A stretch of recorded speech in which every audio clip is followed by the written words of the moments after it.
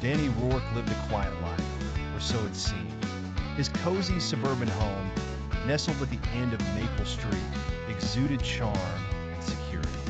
It was a place where neighbors exchanged smiles and kids played tag under the watchful eyes of parents.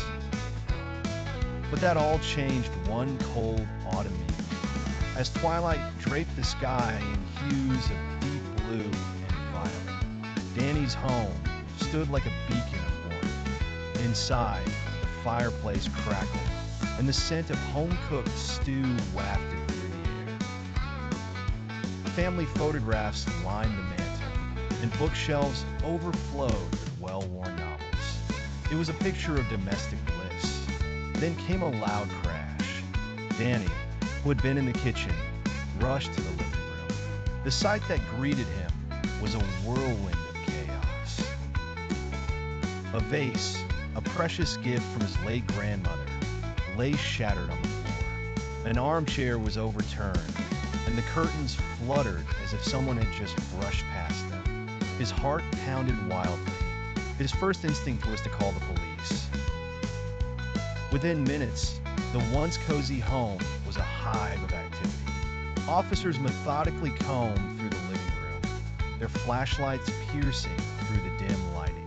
Evidence markers dotted the floor like a grim connect-the-dots puzzle.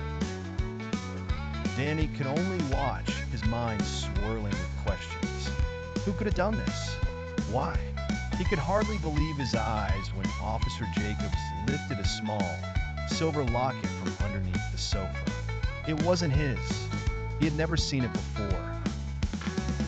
Panic surged through him as he considered the implications. Could someone have been in his house while he was home? The very thought sent shivers down his spine. As the investigation deepened, details emerged. Neighbors had seen a shadowy figure lurking near Danny's house earlier in the evening. No one could identify the person, but a sense of unease settled over the community.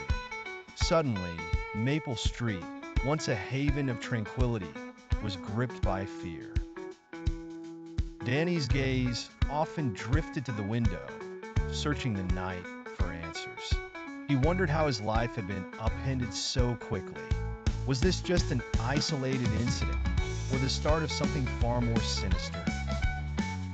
Each creak of the floorboards, each flicker of the lights, kept him on edge, foreshadowing the chilling possibility that the mystery was far from over. And so, Danny waited, trapped in a web of suspense, as the true nature of the crime slowly